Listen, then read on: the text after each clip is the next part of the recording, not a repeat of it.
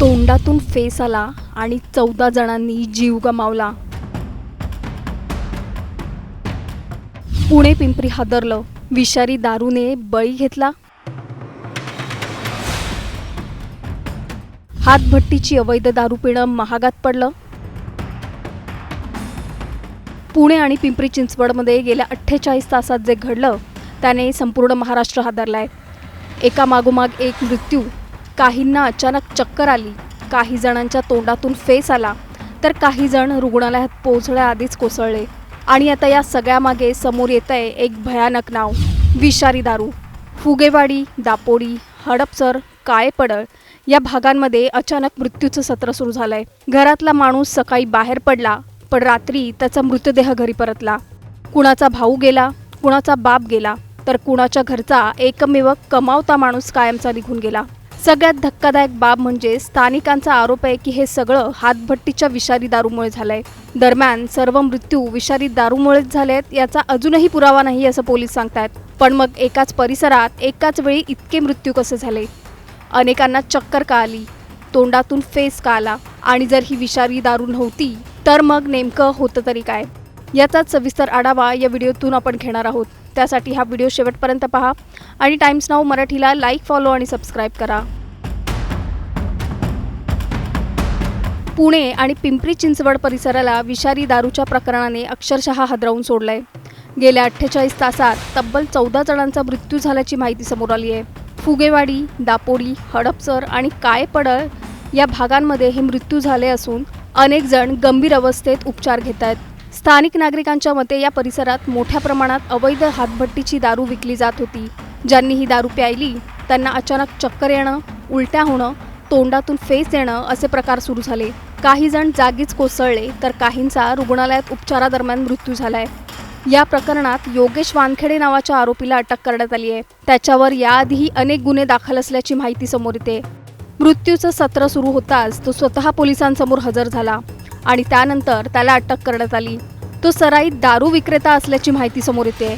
तपासात समोर आलेल्या माहितीनुसार केमिकल युक्त स्पिरिट वापरून ही विषारी दारू तयार करण्यात आली होती आणि ती पुणे, पिंपरी चिंचवडच्या वेगवेगळ्या भागांमध्ये विकली गेली। दरम्यान या घटनेनंतर परिसरात भीतीचं वातावरण निर्माण झालंय। केमिकल युक्त स्पिरिट मिसळून बनवलेली हातभट्टीची गावठी दारू शहरभरात विकली गेली। ही दारू प्यायल्यानंतर अनेकांना तीव्र चक्कर, उलट्या, तोंडाला फेस येणं असे प्रकार सुरू झाले आणि काही तासात त्यांचा मृत्यू झाला। अनेक कुटुंबांवर दुःखाचा डोंगर कोसळलाय।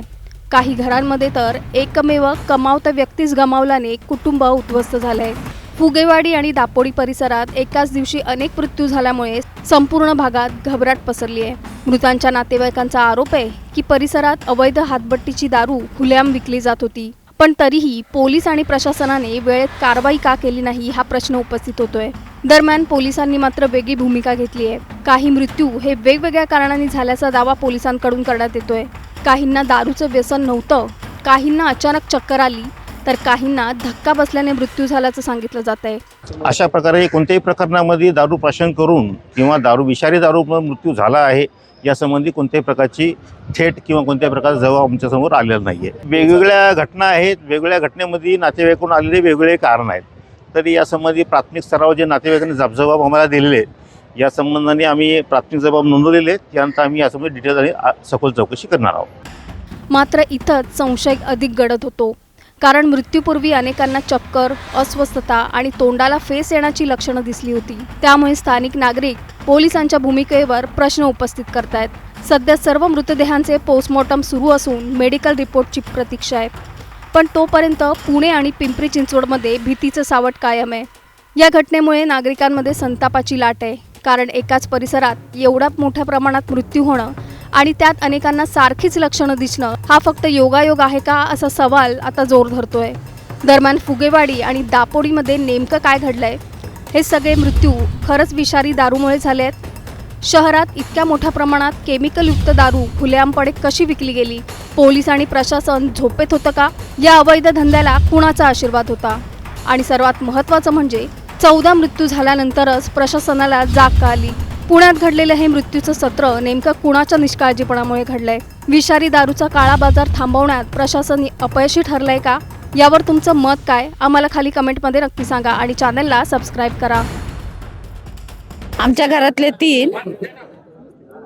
घरातले तीन 2 भाऊ, एक बहिणीचा मुलगा दारू पिऊन आले, पोटात दुखायला लागले, म्हणले उलट्या झाल्या, दवाखान्यात प्रायव्हेट मध्ये घेतलं नाही, सुसूनला नेलं, डेट दाखवलं. कालची. आपण कोणत्या 2 भाव आहेत चुलत, हा, आणि ह्या एक बहिणीचा मुलगा, आता एक चुलत भाऊ ससूनला ऍडमिट आहे. कधीपासून दारू पितो? हे दारू पितात आता त्यांना कळायला लागल्यापासून. हातपट्टी मिळते का इथं? हातभट्टी मिळते या वस्तीत. अचानक एकाच तुमच्या वस्तीतले 5 लोकांचा मृत्यू झाला. हा एका दिवशी किती लोकांचा मृत्यू झाला? 5. 5 लोकांचा. हा. वस्तीचं नाव काय तुमचं? पांढरेमाळा महात्मा गांधी वसाहत. तुमची मागणी काय सरकार? दारू बंदी.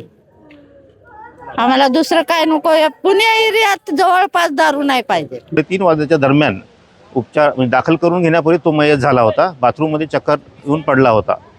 त्यासंबंधी आम्ही त्याचा जो भाऊ आहे गुलाब शांताराम राजपूत याचं ADRच्या अनुषंगाने स्टेटमेंट घेतलं आहे. त्या स्टेटमेंटमध्ये त्यांनी सांगितलं की माझ्या भावाला कोणत्याही प्रकारचं दारू पित नाही किंवा दारू पिण्याचे व्यसन नाही आहे आणि चक्कर येऊन त्या ठिकाणी पडला होता, अशी प्रकारची प्राथमिक माहिती आम्हाला 4थ्या प्रकरणामध्ये दिलेली आहे. त्यानंतर 5वं प्रकरण या ठिकाणी जे YCM हॉस्पिटल या ठिकाणी रिपोर्टिंग झालेलं आहे ते मयत इसम आनंद पांडेराव देसाई वय 53 वर्ष याचे जे नातेवाईक आहेत विपुल दीपक साठे यांनी सांगितलं होते की 28/5 म्हणजे आज रोजी त्यांना अचानकपणे चक्कर वगैरे घरी येऊ लागली. त्या ठिकाणी हॉस्पिटलला या ठिकाणी हॉस्पिटलला आणलं होतं. काल ते दिवसभर पूर्ण घरी होते, परवासुद्धा घरी होते, अशा प्रकारची पूर्ण माहिती दिली आहे. यासंबंधी संपूर्ण नातेवाईकांची या ठिकाणी आम्ही स्टेटमेंट घेत आहोत. सर्व मृतदेह पोस्टमॉर्टमसाठी YCM हॉस्पिटल आणि त्याचप्रमाणे औंध हॉस्पिटल या ठिकाणी PM होत आहे. सर्व संबंधित नातेवाईकांचे जाबजबाब घेऊन यासंबंधी डिटेल चौकशी आम्ही करत आहोत. स्थानिकांनी काही माहिती समोर येते स्थानिकांकडून की परिसरामध्ये असलेल्या हातभट्टीच्या दुकानांवरती नागरिकांनी दारू प्राशन केली होती, त्याबाबत काय माहिती समोर? अशा प्रकारे कोणत्याही प्रकरणामध्ये दारू प्राशन करून किंवा विषारी दारू मृत्यू झाला आहे यासंबंधी कोणत्याही प्रकारची थेट किंवा कोणत्याही प्रकारचा जबाब आमच्यासमोर आलेला नाही आहे. परंतु एकाच गावातील 5 लोक एका दिवशी मेल्यामुळे नाही 5 आणखी एक जे ग्रस्त आहे त्या गावातले त्या ठिकाणी मयत झालेले आहे. त्या ठिकाणी त्यांचं नाव जे आहे फुगे पांडुरंग फुगे, हे वय 53 ते 55 वर्ष वय आहे. सकाळच्या वेळी त्यांचा मृत्यू झालेला आहे. त्यांचे कोणत्याही प्रकारचा हॉस्पिटलाइज झालेलं नाही, कोणत्याही प्रकारची हिस्ट्री नातेवाईकांनी कळवली नाही किंवा कुठेही ॲडमिट नाही किंवा पोलिसांना कळवलं नाही. आणि आता आम्हाला माहिती मिळाली की त्याचा अंत्यविधीसुद्धा झालेला आहे. परंतु एक वेगळी चर्चा रंगलेली आहे त्याबद्दल. नाही, 2 वेगवेगळ्या घटना आहेत. वेगवेगळ्या घटनेमध्ये नातेवाईकडून आलेले वेगवेगळे कारण आहेत. तरी यासंबंधी प्राथमिक स्तरावर जे नातेवाईकांनी जबाब आम्हाला दिलेले आहेत या संबंधाने आम्ही प्राथमिक जबाब नोंदवलेले आहेत. त्यानंतर आम्ही यासंबंधी डिटेल आणि सखोल चौकशी करणार आहोत.